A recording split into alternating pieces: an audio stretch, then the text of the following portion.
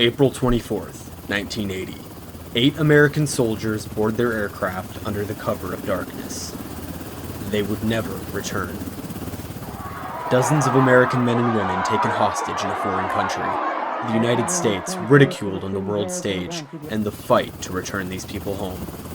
Although this mission ended in tragedy, their legacy echoes in the procedures of military operation to this day. It began 5 months earlier.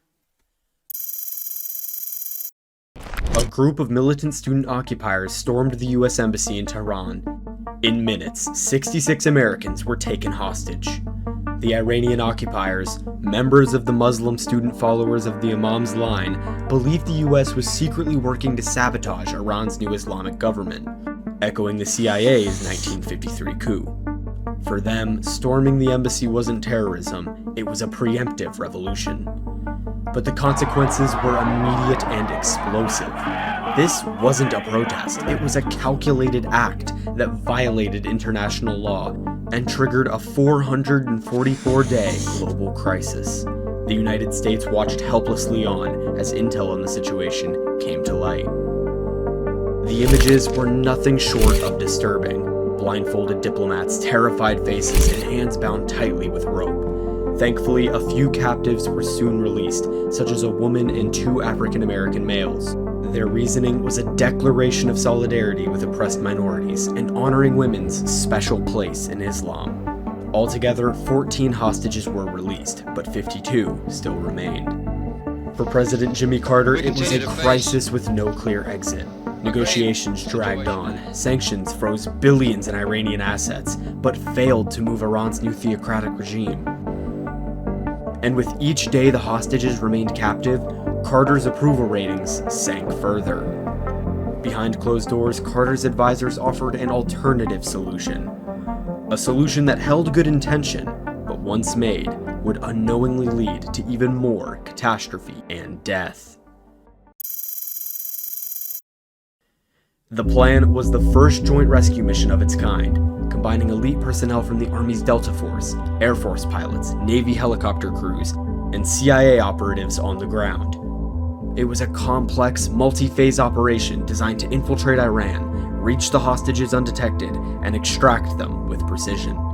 But while each unit brought its own expertise, they had never trained together for a mission like this, and that lack of coordination would prove disastrous.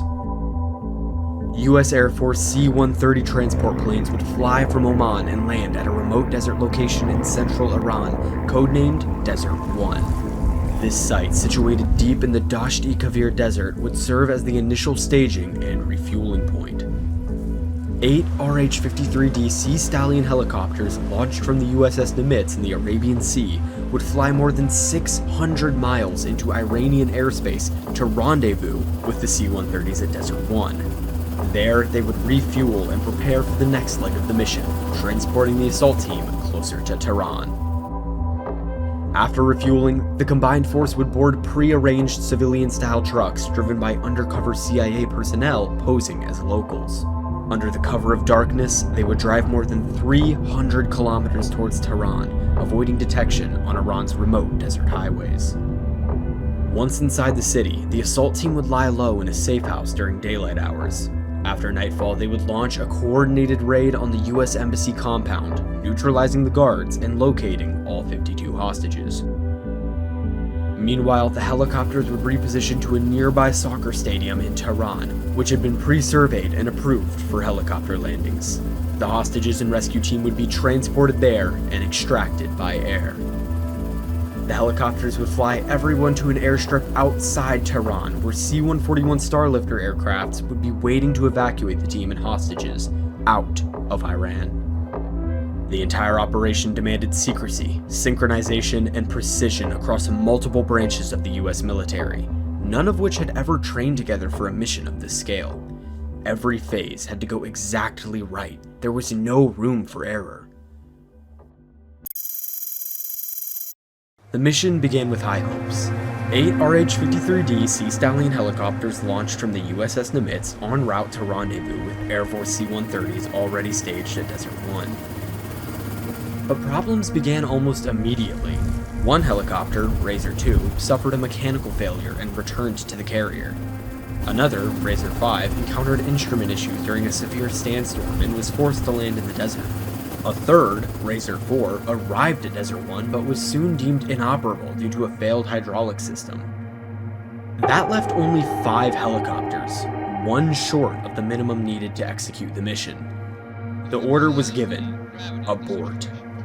As the forces prepared to withdraw, tragedy struck. During a nighttime refueling operation at Desert 1, Razor 3 collided with a parked C-130 Hercules transport aircraft.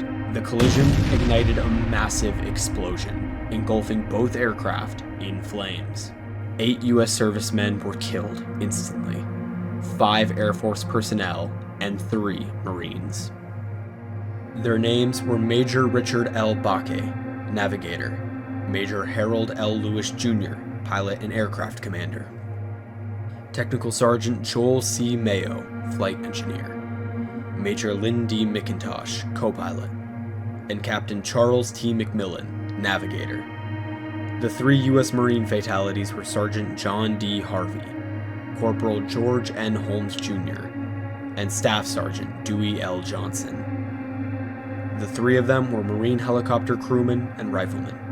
They never even saw the enemy. No hostages were rescued. No shots were fired in Tehran. Just black smoke rising from a remote stretch of desert.